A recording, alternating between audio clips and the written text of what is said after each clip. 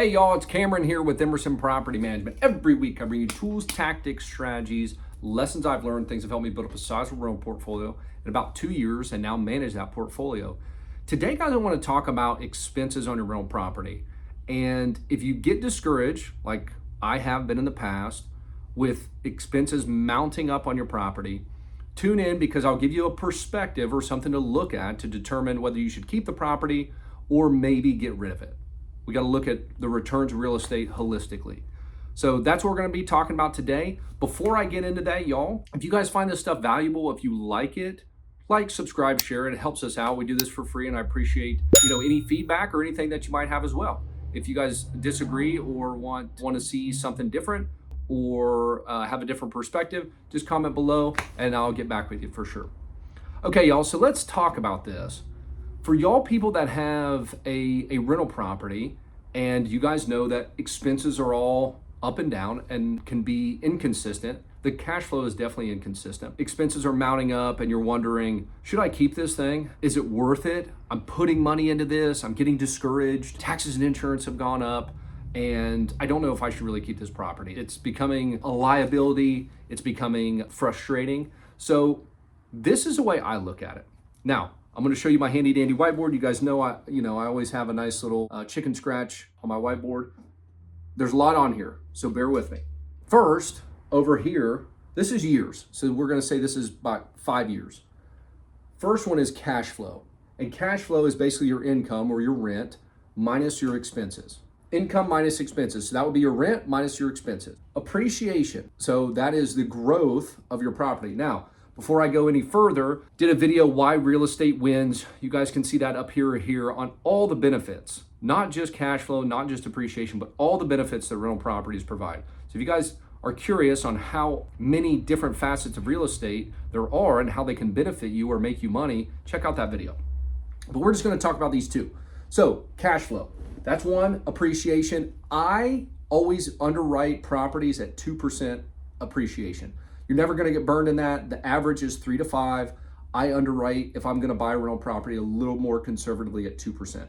So, and especially with the crazy, at the time of this recording in 2025, we have had incredible run up in asset prices over the past 5 years. So this is probably, that 2% is probably a safe bet for you. So I've got that little chicken scratch that says 2% up there. So year one, we're just going to take a hypothetical $250,000 rental property that, which is very doable still here in Texas. And we're going to look at that over 5 years. So this will be year one, you own it, year 2, year 3, year 4, year 5. So in year one, you did a turn, maybe you had some things come up, some expenses that the tenant noticed, and you lost $200 a month, which is $2,400 on the year. Well, the appreciation was $5,000 at 2%, $250,000 property at 2% appreciation, $5K, which is about $417 a month.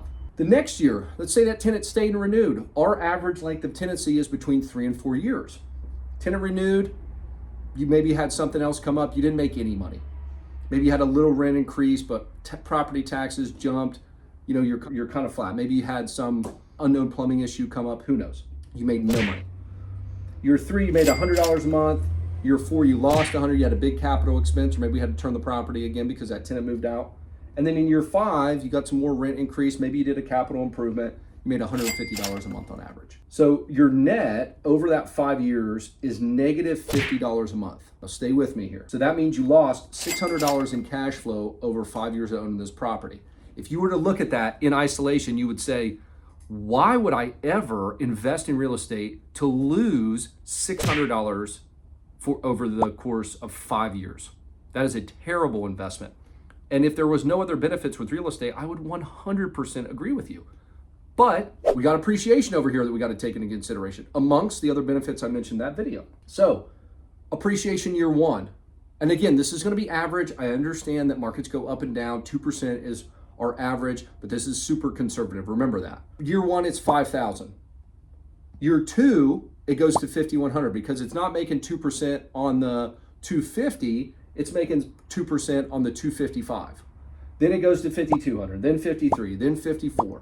So you're making this every year. Till the end of 5 years, that property has probably gone up in value $26,000. 5 plus $26,000. Or $433 a month. Sorry, y'all, my chicken scratches, but stay with me here. $433 a month. So you made, just on appreciation, about $433 a month over that 5 years. If you take out, you're losing $50 a month over that time. You're still up $25,400 or $420 a month. So I want y'all to think about that. This comes up from time to time. We have many owners that don't expect to ever have to put money in their property. Why is the property not making money? Maybe we just had a bad luck. Maybe we had a hurricane come through. Maybe your 15-year-old furnace went out and you got to spend $5,000, $7,000. Maybe you had some pipe burst and have to do some new PEX. You got to replace some old CPVC, something like that. And it's so discouraging, y'all. I have been there. And it's like, oh God, I was just getting this property turned around. It felt good. Now I got to spend $5,000. It's disheartening. But the silver lining is, even this year when you lost $100, you were up $5,000, $10,000, $15,000, $20,000. That's what you had made. Now, that money's on paper. That's not cash in your bank, which is why this feels worse, which is why we pay a lot of attention to what's going on this side. We're always looking at our cash flow, which, if you're trying to leave your job, it is super important to pay attention to cash flow, right? Super important. I do not recommend, there's some things I recommend about cash flow because it's so inconsistent. So you got to be cognizant of that. And you can never predict when a property is going to break. If you can, talk to me, please, because we'll package that up and sell it somewhere. We would be multi-deca millionaires, probably billionaires, honestly. But this is what we have to do. We have to zoom out. So when y'all are getting discouraged, and man, I was just getting some money on this property, now ding, I'm out money. Think about the appreciation. Make sure you zoom out. You have an asset that went from $250,000 to $276,000. You made 26 grand in that time. And this is conservative. And you got your depreciation, you got those other benefits I've mentioned. So this is how you stay motivated, y'all.